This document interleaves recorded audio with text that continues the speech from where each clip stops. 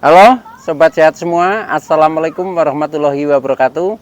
Salam jumpa kembali dengan saya Sugito di channel Berbagi Sehat, channel edukasi dan motivasi seputar asam lambung, GERD, anxiety, psikosomatis, berdasarkan pengalaman saya sebagai orang yang pernah menderita asam lambung, GERD, anxiety, psikosomatis. Harapan saya khususnya kepada teman-teman yang masih dalam penderitaan asam lambung, GERD, anxiety, psikosomatis, setelah menonton video ini akan dapat tersugesti dan termotivasi untuk dapat cepat sembuh. Saya bisa sembuh, insya Allah teman-teman pasti juga bisa sembuh. Badai pasti berlalu. Baiklah teman-teman ya, pada kesempatan kali ini saya akan berbagi seputar asam lambung, GERD, anxiety, psikosomatis dengan topik tanda-tanda terkena asam lambung, GERD, anxiety, psikosomatis dan solusinya. Baiklah teman-teman ya, sebelum saya lanjutkan, tolong yang belum subscribe channel ini, klik subscribe dan loncengnya, supaya teman-teman tidak ketinggalan konten video-video berikutnya. Dan jika suka, klik likes, lalu bagikan ke sosial media teman-teman. Semoga bermanfaat buat kita semua. Baik, kita lanjutkan. Jadi topik kita kali ini adalah tanda-tanda terkena asam lambung, GERD, anxiety, psikosomatis dan solusinya. Baik teman-teman ya, kali ini kita sambil rileks ya, jalan-jalan ini di sore hari ya, sambil jalan sore. Jadi begini teman-teman, penderitaan asam lambung, GERD, anxiety, psikosomatis yang disebabkan oleh multifaktor ya, baik itu faktor secara fisik maupun secara psikis, dengan sensasi yang sangat beragam ya, mulai dari ujung rambut sampai dengan ujung kaki yang sering kita kenal sebagai 1001 rasa sensasi, harus kita tangani dengan bijak ya, sehingga penderitaan asam lambung, GERD, anxiety, psikosomatis akan lebih cepat membaik atau lebih cepat sembuh. Baik teman-teman ya, sambil kita rileks berjalan-jalan, jadi penderitaan asam lambung, GERD, anxiety, psikosomatis perlu kita sadari ya, di dalam kita menderita penderitaan ini kadang kita bingung ya, sebenarnya penyakit apa yang kita alami. Itu pengalaman saya dulu itu seperti itu ya, sehingga untuk mengatasinya itu kadang menjadi agak kesulitan ya, karena kita kebingungan ya. Tetapi dengan mengenal tanda-tandanya, gejalanya, sensasinya, nah itu nanti kita akan bisa menemukan ya, akan bisa menemukan penderitaan kita ini apa ya, nah kemudian sebabnya apa, nah akhirnya solusinya itu bagaimana, itu akan menjadi lebih mudah teman-teman. Baik ya, kita lanjut ya. Jadi begini teman-teman ya, untuk mengenali tanda-tanda bagi orang ya yang terkena asam lambung, GERD, anxiety, psikosomatis, itu memang agak ya gampang-gampang susah ya, tetapi ketika kita sudah mengenal karakternya, nah ini nanti teman-teman akan bisa mengenalinya dengan baik ya. Jadi pengalaman saya seperti ini teman-teman ya, ketika kita mengalami penderitaan asam lambung, GERD, anxiety, psikosomatis, ini sering saya sebut sebagai lingkaran negatif ya, yaitu dimulai dari awal misalkan kita terkena asam lambung ya. Nah itu juga biasanya prosesnya panjang ya, sebabnya panjang, dari sebab entah itu sebab yang bersifat fisik maupun psikis yang kemudian terakumulasi ya dari waktu yang durasi panjang mungkin bertahun-tahun ya. Nah akhirnya menimbulkan bisa juga kadang lambung teriritasi atau terkikis ya. Nah akhirnya lama-lama menjadi terkena MAH ya. Nah itu apalagi ketika kita tidak mengenali gejalanya teman-teman.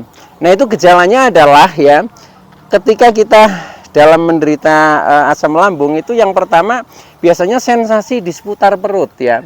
Sensasi di seputar perut itu biasanya perut merasa penuh ya, merasa begah, merasa kembung, merasa sembelit ya, bahkan perih ya. Kemudian untuk makan juga rasanya kadang mual ya. Nah itu tanda-tanda yang pertama ketika teman-teman ya merasakan hal seperti itu bisa diindikasikan bahwa asam lambung itu tidak normal ya, artinya sering naik ya, sehingga menjadi terkena gangguan asam lambung.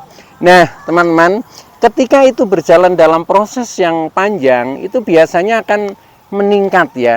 Ketika durasinya asam lambung itu sering naik, kemudian tidak cepat teratasi, nah itu biasanya menjadi GERD, teman-teman ya. Nah, ini adalah rantai yang kedua ya. Nah, apa itu GERD ya? GERD itu gastroesophageal reflux disease ya.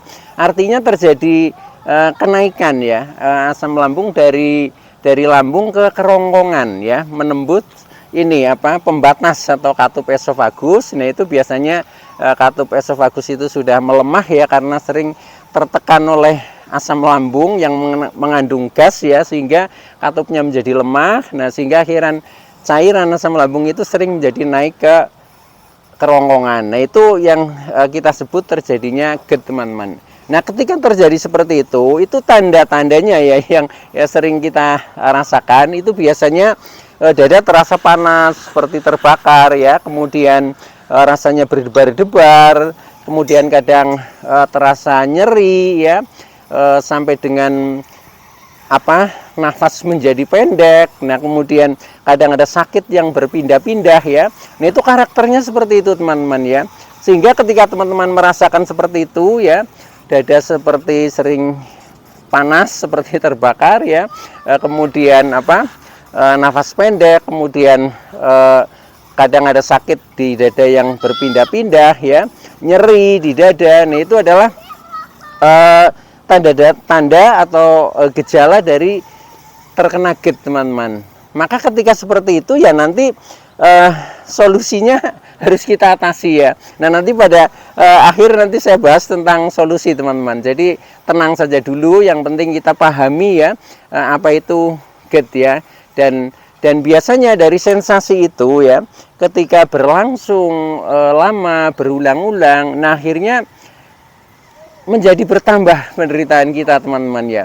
Nah, bertambahnya apa? Ya karena dengan adanya GERD ini biasanya sensasinya itu tidak hanya sensasi di seputar dada saja, teman-teman ya. Tapi seperti pengalaman saya ya, itu ketika sudah terkena GERD itu sensasinya mulai dari ujung rambut sampai dengan ujung kaki. Nah, itu yang sering kita sebut sebagai 1001 rasa sensasi, teman-teman.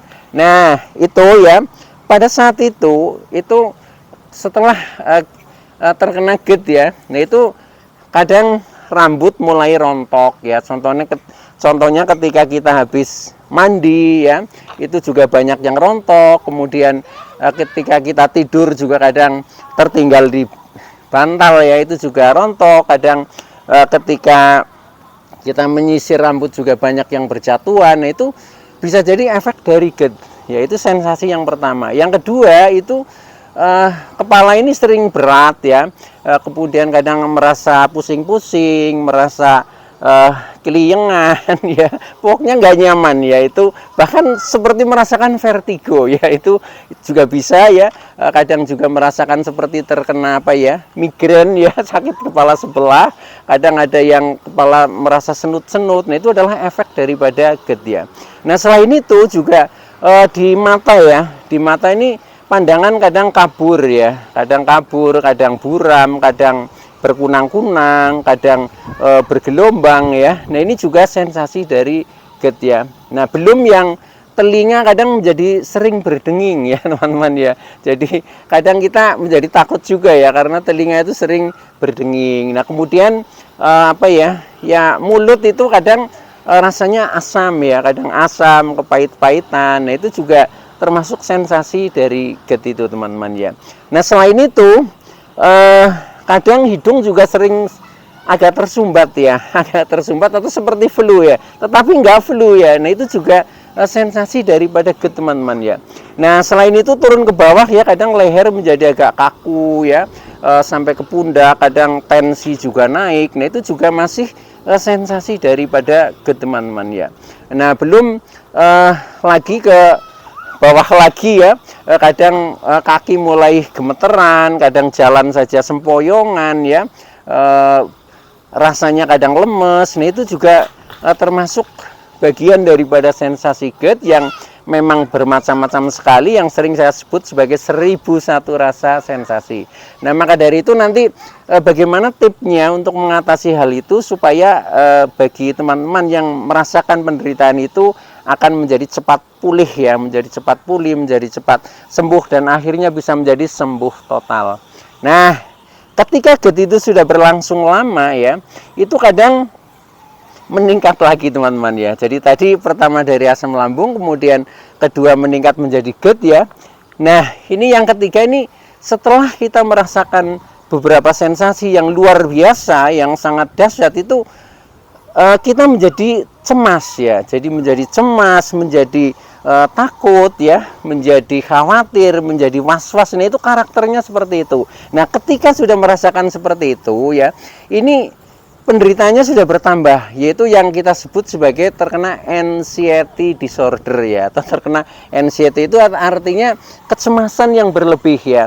Contohnya ketika kita merasa di dada berdebar-debar ya, kadang pikiran kita cemas, wah jangan-jangan jantungnya kena ya. Ketika nafas pendek, kita kadang kecemasan kita sudah berpikir yang negatif ya, jangan-jangan ini paru-parunya kena dan lain sebagainya. Nah, ketika sudah seperti itu, ini menjadi tubuh kita itu tambah sensitif teman-teman ya.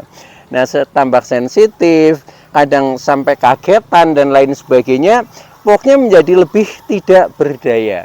Nah, ini ketika sudah terkena anxiety disorder.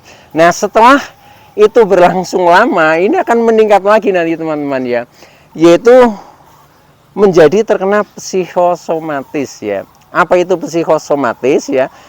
Psiko itu jiwa ya, soma itu tubuh atau badan. Jadi apa yang dipikirkan oleh jiwa kita, oleh pikiran kita, ini akan direspon oleh tubuh. Nah, ketika pikiran kita selalu berkhayalnya hal-hal yang negatif ya, maka tubuh menjadi merasakan sakit ya. Itu. Nah, itu karakter daripada psikosomatis teman-teman. Nah, maka dari itu ya kita pahami saja, kita kenali saja supaya kita tidak menjadi tambah cemas, tidak menjadi selalu berpikir negatif, tetapi kita bisa berpikir positif. Nah, dengan seperti itu nanti kita akan mudah untuk mengambil solusinya ya, agar penderitaan kita menjadi cepat membaik. Baik teman-teman ya. Nah, kemudian kita ketika sudah merasakan seperti itu, yang lebih penting lagi adalah solusinya teman-teman. Nah, solusinya bagaimana? Ini karena penderitaan ini ya, yang namanya asam lambung, GERD, anxiety, psikosomatis ini sifatnya multifaktor, baik itu faktor fisik maupun psikis, maka solusinya juga multi juga ya. Jadi baik itu solusi yang bersifat medis ya, bersifat bisa juga spiritual. Nah, itu harus kita tempuh supaya penderitaan kita ini menjadi cepat berlalu. Badai pasti berlalu. Baik teman-teman ya. Nah, dari pengalaman yang pernah saya alami waktu itu ya, jadi untuk mempercepat penderitaan memang kita harus multi, artinya kita tempuh berbagai lini ya, berbagai ikhtiar ya. Nah, itu pertama yang jelas, ketika kita merasakan sensasi tubuh tidak nyaman, pasti kita akan berobat ya. Jadi solusi pertama adalah secara medis ya. Secara medis kita biasalah periksa mungkin ke dokter ya. Nah, ini saja bertingkat teman-teman ya. Ketika sudah pertama biasanya kita periksanya ke dokter umum ya. Tetapi ketika sudah berlangsung beberapa waktu, kadang kurang belum membaik, nah kadang meningkat ke spesialis dalam ya. Dari spesialis dalam nanti juga belum juga membaik, biasanya kita akan disarankan ke psikiater, ke psikolog. Nah, ini masih sifatnya medis semua teman-teman ya. Nah, itu yang pertama. Maka tempuh saja teman-teman ketika merasakan seperti itu ya. Memang alternatif pertama kita harus lakukan ikhtiar secara medis ya. Nah, kemudian yang kedua ya, ini juga secara ini apa, treatment ya, itu ini jauh yang lebih penting ya. Jadi kita memang harus menjaga beberapa hal. Contohnya kita jaga pola makannya, kita jaga pola hidupnya, kita jaga pola pikirnya, karena biasanya dengan kita menjaga 3P istilahnya ya, pola makan, pola hidup, pola pikir. Kalau kita bisa konsisten menjalaninya, itu nanti juga akan membaik teman-teman ya. Karena ini sebenarnya penderitaan ini bukan penyakit ya, tetapi hanya gangguan ya, gangguan yang disebabkan karena kadang keteledoran kita lah dalam mengelola pola makannya, dalam mengelola pola hidupnya, dalam mengelola pola pikirnya. Nah, akhirnya menyebabkan seperti itu teman-teman. Maka untuk solusinya yaitu yang pertama kita harus jaga pola makannya. Pola makannya yang baik ya, kita memang harus mengingat ya, pertama makanan sehat, kedua tentang nilai gizinya, kemudian yang ketiga adalah menghindari makanan pantangan teman-teman. Nah, makanan pantangannya itu apa? Nah, ini biasanya secara umum itu makanan yang pedas-pedas ya, makanan yang berlemak tinggi, contohnya berminyak, bersantan ya, goreng-gorengan ya, termasuk daging merah. Daging merah itu daging yang dari hewan berkaki 4 ya. Nah, itu biasanya kandungan lemaknya lebih tinggi. Nah, itu usahakan dikurangi teman-teman. Jadi usahakan dikendalikan lah tentang pola makannya itu ya. Nah, kemudian belum juga waktu makan. Nah, waktu makan itu juga harus tepat teman-teman ya. Intinya kita jangan sampai terlambat makan. Karena kalau terlambat makan itu biasa, yang tadinya baik-baik saja kadang menjadi terkena asam lambung. Itu awalnya seperti itu. Termasuk selain makanan juga minuman harus dijaga ya. Contohnya kita jangan over minuman-minuman yang beralkohol, berkafein ya, contohnya kopi ya, teh yang kental itu juga sama aja mengandung kafein. Sehingga ketika minum ya kita harus kita pertimbangkan ya. Jadi di dalam kita mengelola pola makan, pertimbangan pertama adalah efek bagi kesehatan. Itu yang harus selalu diingat teman-teman ya, ketika kita ingin lebih cepat sembuh dari penderitaan asam lambung generatif psikosomatisnya. Baik ya, nah kemudian selain kita mengelola pola makannya ya, nah itu juga kita harus mengelola pola hidupnya teman-teman ya. Pola hidupnya intinya kita itu harus seimbang ya, seimbang yang kita sebut sebagai pola 8-8-8. Di dalam satu hari satu malam itu ada 24 jam kan ya. Nah itu 8 jam untuk bekerja, 8 jam untuk relaksasi dan meditasi, 8 jam untuk istirahat atau tidur teman-teman. Nah itu harus kalau bisa dipenuhi ya. Jadi itu secara idealnya itu seperti itulah. Itu penuhi saja ya. Nah contohnya ya, ke 8 jam kita pakai untuk bekerja ya. Bekerja tentunya ini juga bermacam-macam sesuai dengan profesi kita ya. Jadi mungkin bagi teman-teman yang masih bersekolah atau berkuliah ya, berarti ketika berangkat ke sekolah atau ke kampus ya. Tetapi bagi mereka yang sudah bekerja ya sesuai dengan profesi kita. Yang pedagang berangkat aja ke pasar, tidak usah ragu-ragu ya, atau mungkin ke toko, ke kios dan lain sebagainya ya. Yang mungkin petani ya berangkat aja ke ladang ya, tidak usah cemas, tidak usah takut ya. Ini hanya gangguan biasa ya, gangguan secara mental saja dan pasti akan membaik ya. Demikian juga yang profesinya mungkin kerja di kantor ya, di kafe dan sebagainya, udah lakukan saja ya. Jadi kita jangan karena terkena anxiety psikosomatik akhirnya kita menjadi serba takut ya, apa-apa tidak berani, kemudian keluar rumah saja takut. Nah itu jangan teman-teman, berani saja, pasti bisa, badai pasti berlalu itu ya. Nah itu kemudian selain kita istilahnya kita gunakan dalam mengatur pola hidup ya, 8 jam untuk bekerja, 8 jam untuk relaksasi. Apa itu relaksasi? Itu santai lah teman-teman ya, santai ya. Contohnya seperti pada saat ini saya juga sebenarnya bagian dari relaksasi ya, supaya tidak tegang ya, supaya urat-urat saraf otot menjadi kendor. Ini memang kita butuh relaksasi. Contohnya pergilah keluar rumah ya, mungkin itu ke tempat yang teman-teman senangi, bisa mungkin mencari pemandangan yang indah ya, itu bagian dari relaksasi. Maka itu lakukan saja ya. Bisa mungkin jalan kaki juga boleh ya. Nah, itu dengan relaksasi seperti itu nanti kita tahu-tahu itu terlupa dengan penderitaan kita. Nah, dengan kita terlupa dengan penderitaan, nah itu nanti akhirnya yang namanya apa? Anxiety psikosomatis itu akan menghilang, teman-teman ya. Jadi caranya harus kita alihkan ya. Jadi kita alihkan fokus kita jangan ke penderitaan terus ya, tapi kita usahakan kita sibuk di hal-hal yang lain yang usahakan itu bisa menyenangkan. Nah, itu bagian daripada relaksasi, teman-teman. Nah, selain itu juga kita lakukan juga istilahnya kita bermeditasi lah ya. Nah, bermeditasi itu juga bisa dilakukan kapan saja, di mana saja ya. Contohnya misalkan kita meningkatkan ibadah kita, nah itu bagian dari relaksasi ya, bagian dari meditasi. Jadi kita membangun konektivitas antara diri kita dengan Sang Pencipta ya. Insya Allah itu jiwa kita menjadi adem, menjadi tenang ya, menjadi lebih seperti ada kekuatan yang baru ya. Itu karena kita memang secara meditatif ya, kita ini ada kekuatan supranatural lah, yang datangnya dari Sang Pencipta kepada kita sehingga memberikan energi yang positif itu, teman-teman.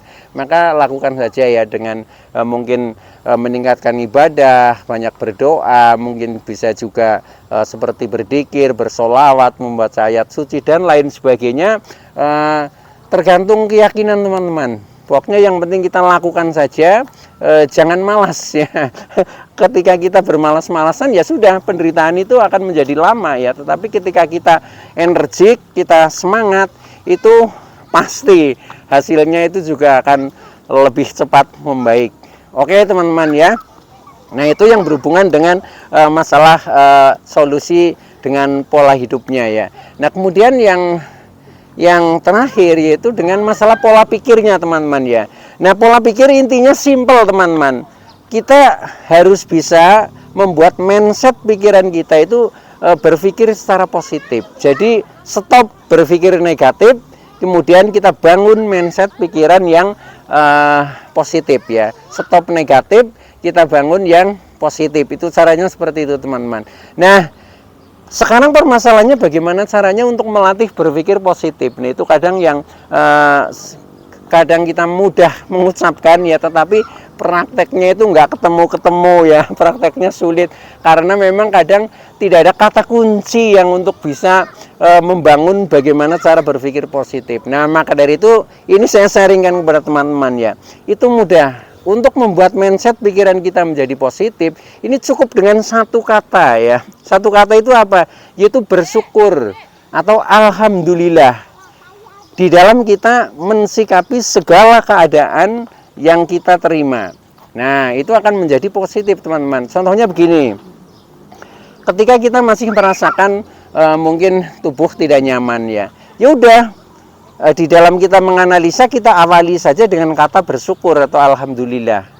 Alhamdulillah saya bersyukur walaupun tubuh saya merasa tidak nyaman, tetapi tidak apa-apa, saya baik-baik saja, faktanya sehat walafiat. Nah, dengan seperti itu nanti rasa-rasa yang tidak nyaman itu juga akan menghilang, teman-teman. Karena apa? Rasa tidak nyaman itu cerminan dari psikosomatik kita yang selalu berhayalnya negatif, sehingga direspon oleh tubuh menjadi rasa yang tidak nyaman.